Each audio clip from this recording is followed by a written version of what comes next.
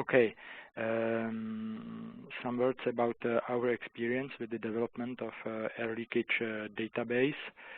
So we started to collect the data systematically in year 2000. It was at the beginning an initiative of the Czech Technical University.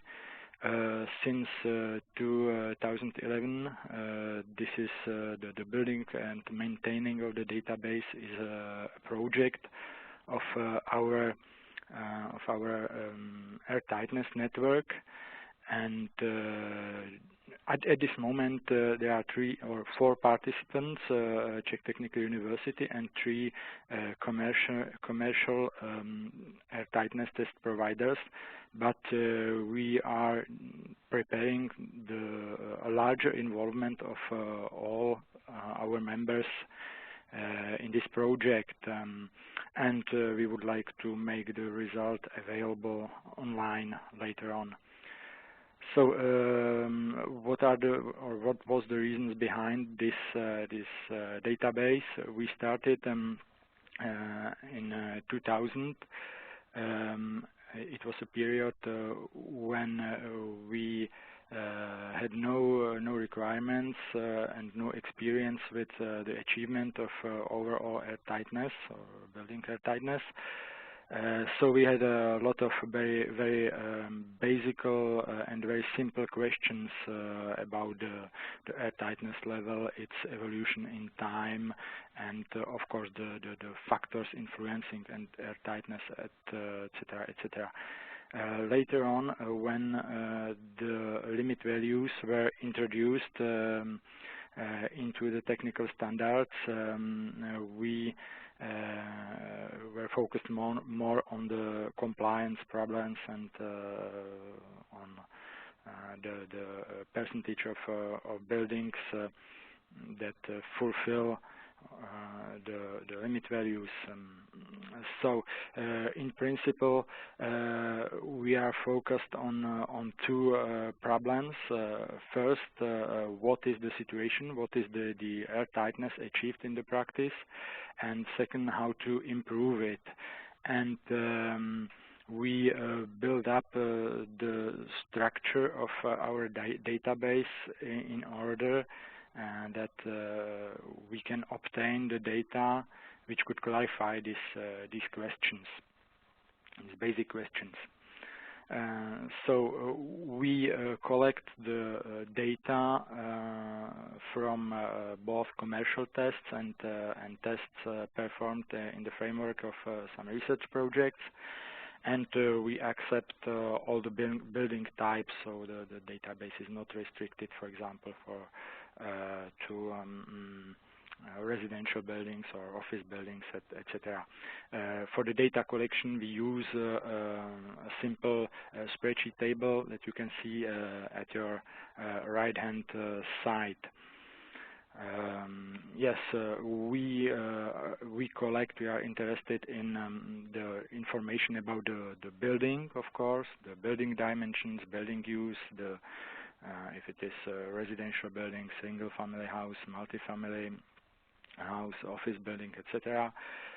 We collect the basic information about the ventilation system, target energy performance, construction date, etc., etc.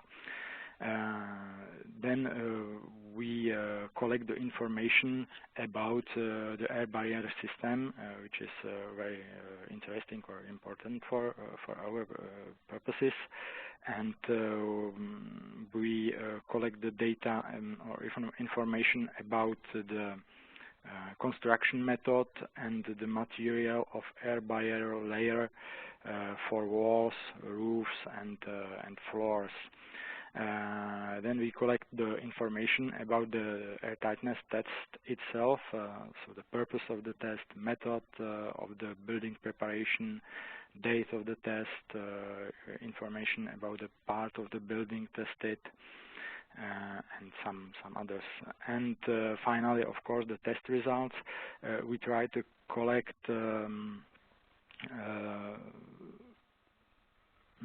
different or various various figures, various indicators in order to be able to compare our results on, let's say, in international level.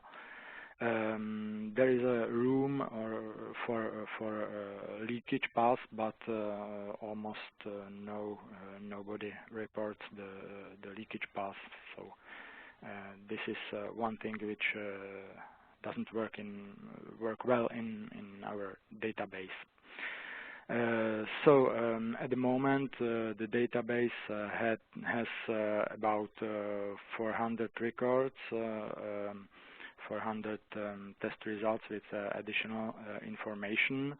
It is coded and stored in a very simple spreadsheet table that you can see here on the background.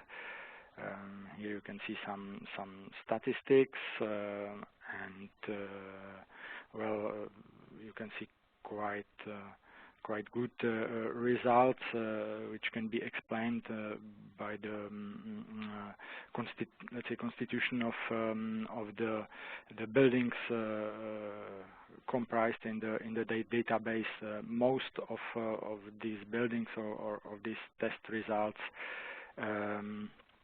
are the test results of low energy and passive houses, where the problems concerning air tightness are well resolved during the design and construction phase. So of course the database doesn't represent the common situation or the standard Czech building stock.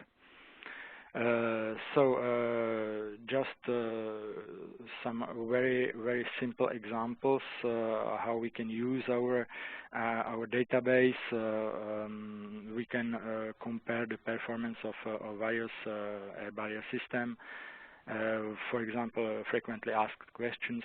We are designing or building a timber structure house. We can choose either OSB or polyethylene foil as a air barrier layer. What is better? So we can select these the buildings with these air barrier systems from our database and perform very simple statistical analysis and well to compare the N50 values achieved in this case. I will not comment it. I think it is quite clear, the principle. Another way to use it is setting the limit values or benchmark. We used it in a very simplified way in a subsidy program to set limit values of air permeability for buildings with very small buildings. I will not explain the details, but the work was based on the analysis of statistical analysis of the database, and the database provided a very good service in this way. Another example. Well, our experience, we find out that the database is a very good provide a very good overview of the situation, and it is also a very good sensibilization tool. So we can show the situation, show the performance of different systems, say to professionals these solutions are good and works, and this not, etc. We can see it without the figures, but these figures very often convince the people. So it is our experience. Yes, and I think yes, lessons learned. So our experience is also that in order to obtain a good information from the database and the analysis, it is necessary that the structure of the database and the choice of the data collected must be well adapted to the goals, to the focus. So it is very good to prepare this database in advance. To have a very good idea what you would like to do with the results and with the data, and it should be flexible and open for future changes. So that's almost all from me. Thank you very much for your attention. Thank you very much, Jiri, for your presentation. It's very interesting to see all the presentations that have been given so far with this growing interest for air tightness databases. And we can see also that there's very similar challenges that have to be faced. So that's quite interesting also to see that maybe by combining forces we can be stronger.